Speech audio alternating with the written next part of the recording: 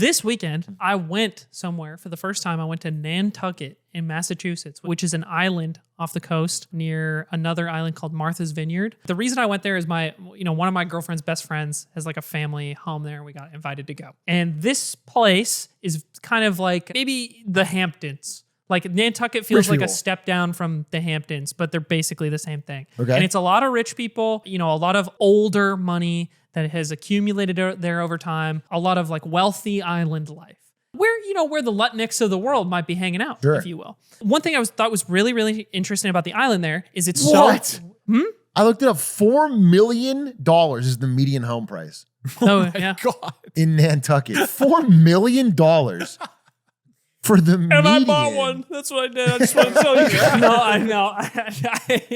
Dude, wait, how many people do we need to send to Nantucket to take over? That's 4 times LA. I'm telling you, it'd be so much money. And those people in Nantucket, by the way, is like, not that I had a bad time by any means, did a bunch of cool stuff, but I was at a brewery. It's places where like I saw a woman with like a Gulf of America hat on. And I'm like, all right. Come on. I got an Aiden 28 hat. Don't fucking judge me. Wait, so it's pretty Republican? Almost certainly. Really? It's really, really white. And it's really, really rich. So just based off of those demographics and based off of the outfits that some of them would wear, which, you could be. So a lot of Aiden 28 You could be a Gulf of America hat guy. You were doing a voting rally. You were going for your base. While I was on the island, I found out a lot of things. That like 70% of the island is kept undeveloped and cannot be developed for any purpose because it's nature conservation. There's a bunch of like beautiful parks, bike lanes, trails. It's actually pretty easy to get around the island, I feel like, if you don't have a vehicle. A lot of people have their cars there, but I was surprised by like town center areas are pretty walkable. You can run and bike to like most things you need to get to, unless you're going for like, one end of the island to the other. They also have rules around the types of businesses that can be there. So there's a rule on no food chains. So there's no like fast food chains there at all. No chain restaurants. They all have to be like their own individual thing. This also applies to like retail stores, at least with some more restrictions. Like there's a couple chain retail stores that have made it there, but they have to go through some sort of scrutinizing process. All the homes have to have a certain style and color of shingle on the outside of them. So they all look, no matter their size or shape, they all look very similar in the way they present themselves. Okay. And every home has to have like a nice name, like on a plaque out front of it. So everybody's house on the island has its own, like, it's like choosing your gamer tag, if you will. Nice. Those are for the Nantucket grandfather trying to like the gamers out there.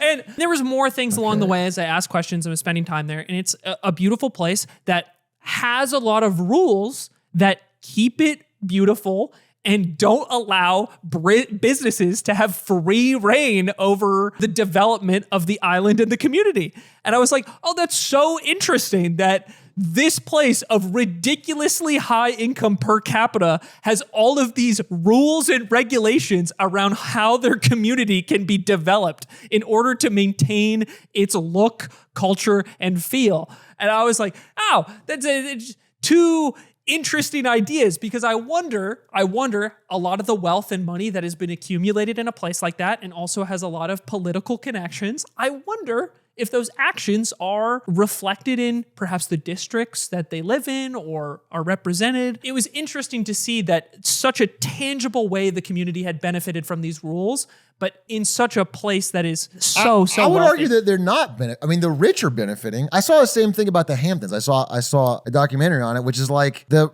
regular people just can't afford a house. They can't, because they completely focus on making it as appealing and undeveloped for the wealthy super rich that live there.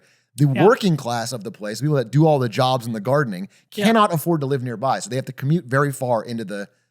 Yeah, so I don't know how this works for Nantucket specifically, right? You could be totally right about that, and I think that's a part of this equation. My understanding is that there's an explosion in the seasonal population of the place, right? Only like 3,000 or 4,000 people live there year-round, but then that like 10x's over like the summer period.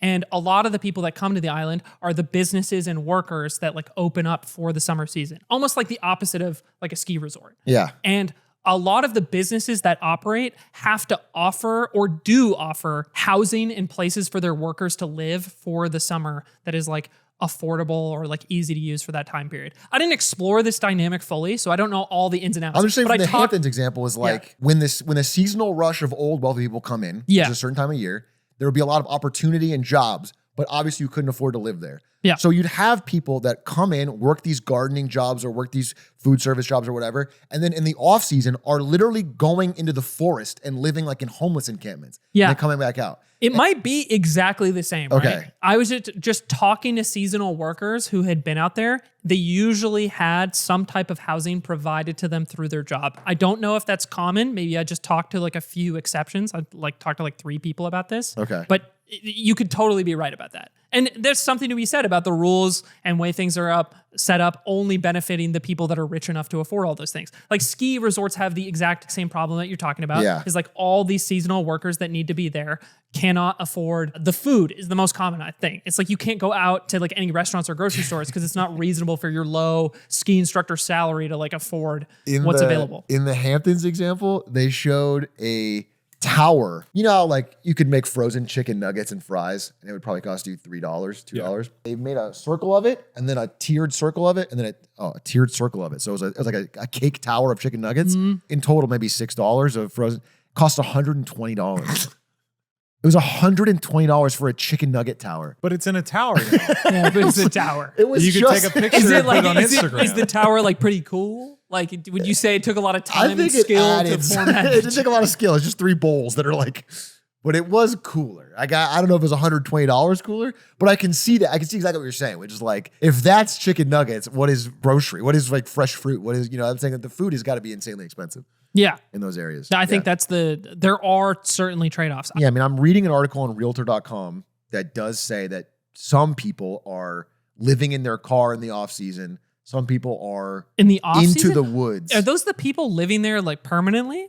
Are there a lot of people doing that? I assume they're working most of the year, and then when there's no work to be had, they are staying in their car until the work starts. I see. If we lemon partied to Nantucket, right? We got control with a small percentage of people and became Yeah. kingmakers. Yeah. I think the first thing we should do, we upzone everything. No more zoning. And then we just see what happens. Oh! And we just let it ride and we just watch the super rich people get upset. Yeah, I would be super upset. But in the real world, outside of just the lemon party's glorious utopia, which we're going to create, Right. this just happened. I want to talk. Thank you for I bringing think this what's up. important by the end of this episode is we decide where our lemon party is going to be established. Because we could take over the House of Representatives, but we could just focus on Nantucket. Well, we could it's like once we've established the location, we could like just disperse the party location on like Partiful and like invite a bunch of guys Everybody to the meet party up in Rhode Island. and then we'd all get Clothes together. optional,